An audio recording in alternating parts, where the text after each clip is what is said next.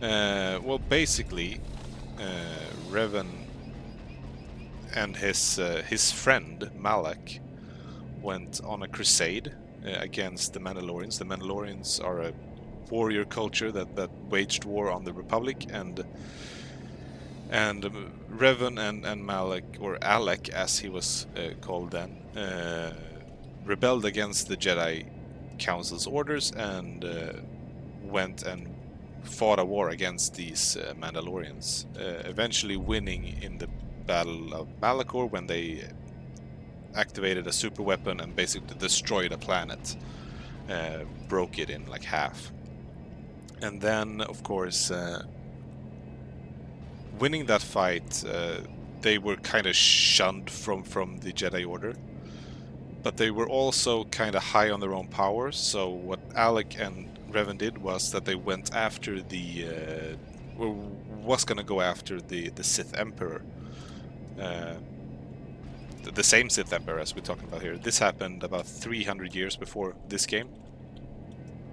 Revan, of course, they of course found him, but his dark side power was so overwhelming, so he basically just dominated Revan's and Alec's minds and turned them into dark side practitioners, and used them as a vanguard of his own invasion of the galaxy. So the events of KOTOR takes place at the end of their vanguard invasion, using the Rakatan factory called the Starforge, which could just basically pump out an army of droids. And together they, as the vanguard of the Sith Empire, invaded Republic space and waged war on the Republic. And then the Republic retaliated and tried to stop Revan and Malak. And Malak, or Alec, now Darth Malak, turned on his master because Revan became his master, and destroyed his ship and tried to kill him. Thought he killed him, and then we are at the beginning of the first game. You as a player wake up as an unknown soldier, and it turns out you have force powers, and you are, as it turns out, Revan, but your mind was wiped. It's one of the greatest plot twists in gaming, I'd say. The whole time you played basically the antagonist of your own story. So that game is about your redemption, or if you choose to go the dark side.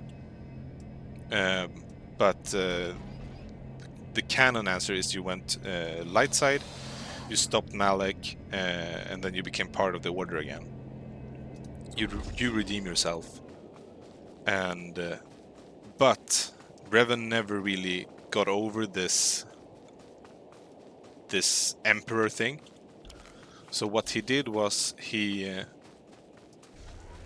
gathered, or he went back into Sith space himself after this, after he was Revan Reborn, Revan Redeemed, as it's also called, and he tried to stop the Emperor with the help of the actual. We are the Emperor's Wrath right now, but the previous Emperor's Wrath, Lord Scourge, he had gotten a vision of a powerful Jedi that would overthrow the Emperor. So he thought that was Revan and joined Revan, but it turned out it wasn't Revan, and the Scourge, of course, betrayed Revan, and Revan got imprisoned by the Emperor and kept alive.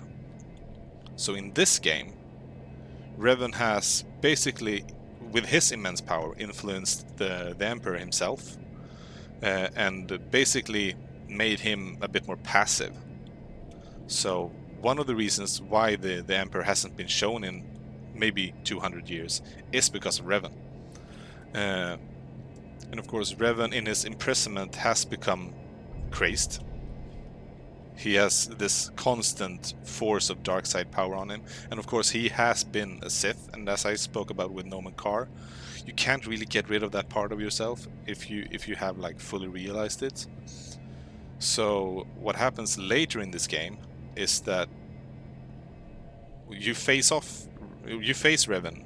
You free him from his prison cell, This is all flashpoints or like dungeons, so you do this with other people. But you free him from the prison, and then on the dark side you actually defeat him. Because he goes for a foundry, another Rakatan machine that can create an army. Because his mission is still to stop the Emperor. And what happens is basically that Revan gets defeated. His light side perishes, but his dark side remains. And that dark side then festers and gets blind in this need to stop the Emperor. And that's where the Shadow of Revan expansion comes in, where Revan and his Revanite cult are basically the antagonists of that story. So Revan, having gone from redeemed, goes back into being like a dark side, but that's his dark half. So he's a split soul, and it's an interesting concept. But yeah, so that's Revan, one of the most legendary Jedis and Sith of all time.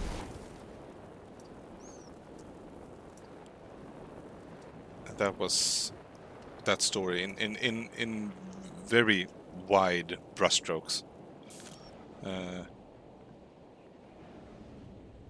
Of course, he also had a child. That child is currently the Grand Master of the Order. No, not that child, but that line of children is currently the Grand Master of the Jedi Order here. And stuff, but yeah.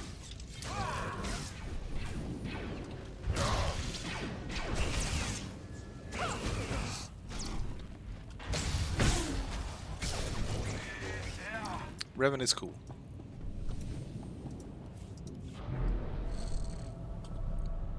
And I think you've seen pictures of Revan. Revan is probably the most well-known Old Republic character, and one that usually is brought up when talked about. Of course, this is Revan. I think this is a very well-known picture of him. He's a very interesting character.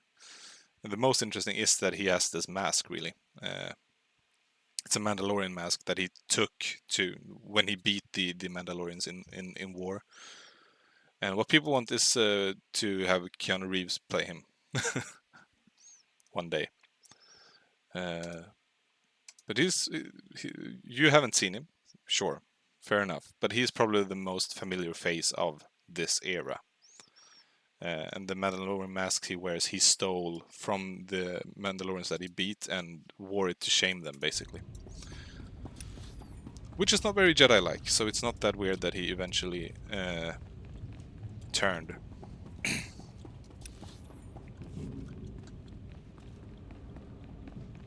Twice. But in this era, of course, a few hundred years after. Yeah, it's a big move. It's a petty move.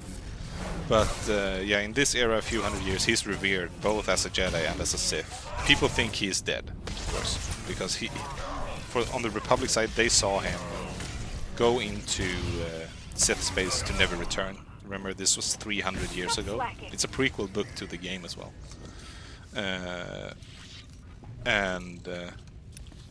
Yeah. And of course, on the Jedi Knight story, the light side, you actually do face off against the Emperor, because you are that Jedi that Lord Scourge or the Wrath foresaw. So basically, he joins you as a companion there, and that's why we can become the Emperor's Wrath, because at this point he has left that role. So they needed a new Emperor's Wrath, and that's us. So it all ties together. It's cool.